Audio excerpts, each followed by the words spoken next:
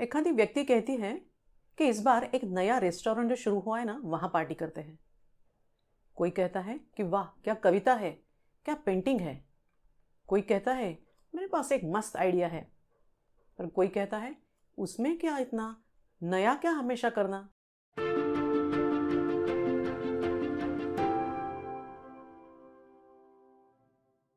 नमस्कार, मैं डॉक्टर अनुराधा हरकरे। मैं एक साइकोलॉजिस्ट और काउंसलर हूँ और साइकोलॉजी संडेज हिंदी में आपका स्वागत। फ्रेंड्स, पर्सनालिटी की सीरीज की शुरुआत 5 फैक्टर मॉडल का जो पहला फैक्टर है ओपननेस, अनुभवों के लिए खुलापन, इससे करेंगे। ओपननेस मतलब व्यक्ति नए विचारों को कितना स्वीकारती है, कितनी फ्लेक्सिबल है।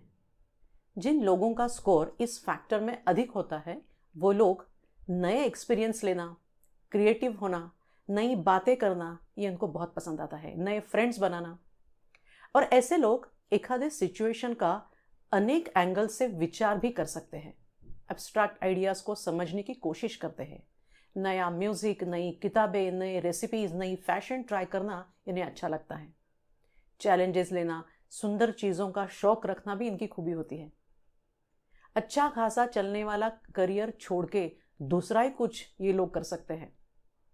इनमें क्यूरियोसिटी बहुत होती है, इसलिए कई बार जो कुछ दूसरों की नजर से छूट जाए पर इनकी नजर से नहीं छूटता। नया कुछ ट्राई करने से ये कभी पीछे नहीं हटते, इसलिए इनके पास हमेशा अनुभवों का भंडार होता है। यदि हम कहें कि इन लोगों के मन का दरवाजा हमेशा खुला होता है तो गलत नहीं होगा। इस विषय के एक्सपर्ट बताते हैं कि ओपननेस इमेजिनेशन, इंटेलिजेंस और क्रिएटिविटी से जुड़ा है, जिनके विचारों में लंबाई और गहराई भी होती है। जो लोग लेखक है, आर्टिस्ट है, डिजाइनर्स है, ट्रैवलर्स है या ट्रैवल ब्लॉगर्स है, एंटरप्रेन्योर्स है, एडवर्टाइजर्स है, शेफ है, चित्रकार है, उनका ओपननेस टू एक्सपीरियंस फैक्टर का स्कोर ज्यादा होने की संभावना अधिक है। इसके विपरीत जिन लोगों में अनुभव के लिए खुलापन कम होता है वे लोग परिवर्तन के विरोधी होते हैं, नए विचारों पर हमेशा संदेह करते हैं, इसलिए अनुभवों में, नए अनुभव लेने में रुचि नहीं रखते। स्वाभाविक रूप से ऐसे लोग वैचारिक रूप में जो एक अमूर्त विचार होते हैं उन्हें ज्यादा पसंद नहीं करते। ये लोग लॉजिकल या कॉन्क्रीट बातों को पसंद करते हैं, इसलिए किसी एब्स्ट्रैक्ट आर्ट पीस या पेंटिंग को समझने के चक्कर में नहीं पड़ते। पारंपरिक या उसी जिसकी आदत होगी है वैसे ही पुराने तरीके से चलना उन्हें अधिक पसंद है।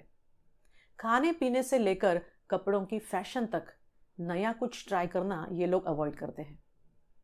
अनुभवों का खुलापन फैक्टर में कम स्कोर पाने वाले लोग अच्छा काम कहाँ कर सकते हैं?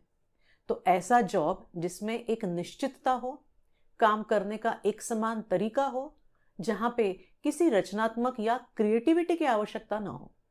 पर यह भी है कि जिन लोगों का बिग 5 टेस्ट में ओपननेस स्कोर कम आता है उन्हें खुद को, अपनी भावनाओं को, विचारों को एक्सप्रेस करना ठीक से नहीं आता।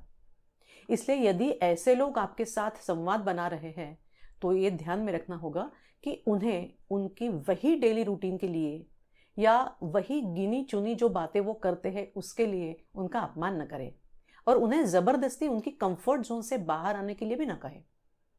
ये एक बार खा के तो देखो, ऐसे कैसे तुम्हें दूसरा कुछ ट्राई करना पसंद नहीं आता? अरे करना चाहिए नई चीज हमेशा। ऐसा नहीं, मतलब ऐसा बोलने से कोई फायदा नहीं होता। ये लोग ऐसा करते हैं क्योंकि वो वैसे ही होते हैं। इनके बारे में एक चीज और कही जाती है कि ये डाउन टू अर्थ है।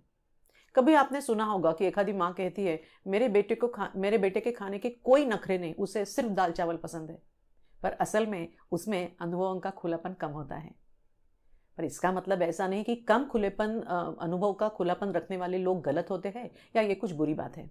लेकिन रिसर्च ये बताता है कि खुलेपन का मतलब अधिक सकारात्मकता, और इस स्वभाव विशेष में ज्यादा स्कोर पाने वाले लोग ज्यादा खुश भी होते हैं और उनके इंटरपर्सनल रिलेशंस भी बहुत अच्छे होते हैं।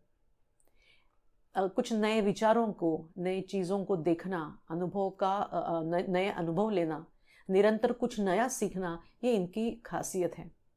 इसलिए उनके पास नॉलेज भी ज्यादा होती है।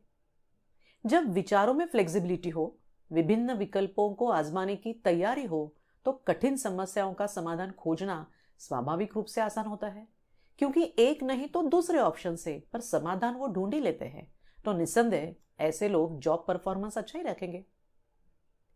चाहे किसी का ओपननेस ज्यादा हो या कम, पर दोनों ने एक बात जरूर ध्यान रखनी चाहिए कि जो लोग अलग सोचते हैं, दूसरे दृष्टिकोण से देख सकते हैं, पारंपरिक से अलग नया करने की सोचते हैं, उन्होंने जब वो टीम वर्क में है या किसी रिश्ते में, मगर खुद को सुपीरियर नहीं समझना चाहिए और दूसरों को ओवर पावर नहीं करना चाहिए।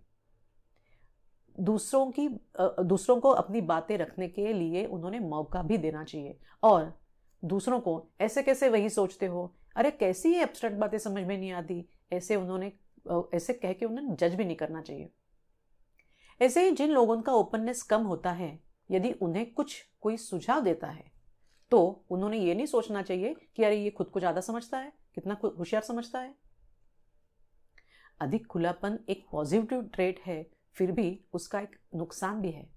ज्यादा ओपननेस का स्कोर ज्यादा रखने वाले लोग हमेशा कुछ नया रोमांचक करने की इच्छा रखते हैं, पर कभी कभी इससे नई पर डेंजरस बातों का भी अनुभव करने का उनको डर होता है।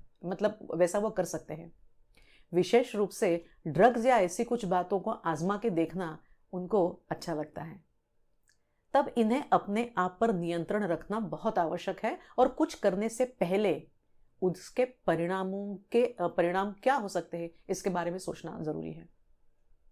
रोज की जिंदगी में एक रूटीन बनाए रखना आवश्यक होने के बावजूद रिसर्च ये बताता है कि अनुभवों का खुलापन अधिक हो तो अच्छा है।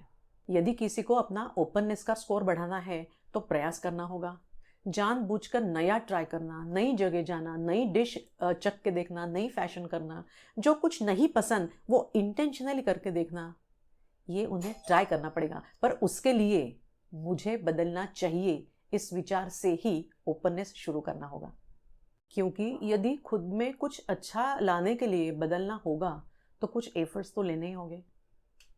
फ्रेंड्स, आज पर्सनालिटी का ये हिस्सा, मन का खुलापन, ऐसे लोगों की जानकारी आपको कैसे लगी और आपने ये बातें सुन के आपको ऐसे लगा कि हमें बदलना चाहिए या हमारा जो अनुभव का खुलापन है वो वैसा ही अच्छा है, ये कमेंट बॉक्स में ज़रूर लिखें। और आज का वीडियो यदि पसंद आता है तो लाइक करें।